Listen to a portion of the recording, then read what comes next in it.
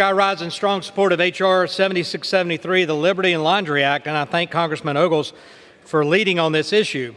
You know, throughout the 118th Congress, the Energy and Commerce Committee has been on the front lines for defending the needs of everyday Americans against the radical climate agenda of the Biden administration. This administration has prioritized expensive and unreliable energy policies that have diminished the quality of life for our friends and neighbors across the country. These harmful policies have sought to direct the energy we use and even the appliances we buy. We've stood on this floor and we've talked about gas stoves, we've talked about dishwashers, talked about HVAC. In Congress, we've talked about the push to electrification and the mandates from the U.S. government to Americans to tell them what kind of cars they have to drive. Not that they want to drive, but cars they have to drive. Today, we're addressing the assault on washing machines, clothes washers. This bill protects the affordability and quality and choice for Americans to decide for themselves what suits their needs best. Thanks to radical climate policies, Americans will spend 34% more on appliances today than they did just a decade ago.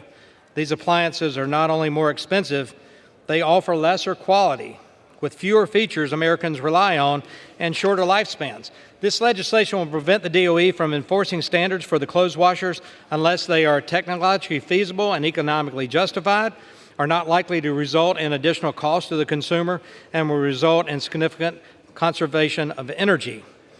The American people have spoken. They cannot afford and they don't want more of the same. They have overwhelmingly rejected the Democrat Party and their pandering to the radical climate lobby. Everyday Americans are tired of record inflation, higher energy costs, and just the struggle they have every day to make ends meet. This legislation addresses kitchen table issues for Americans and for their families. The out-of-touch policies of the Biden administration are why the American people decided to elect President Donald J. Trump to a second term.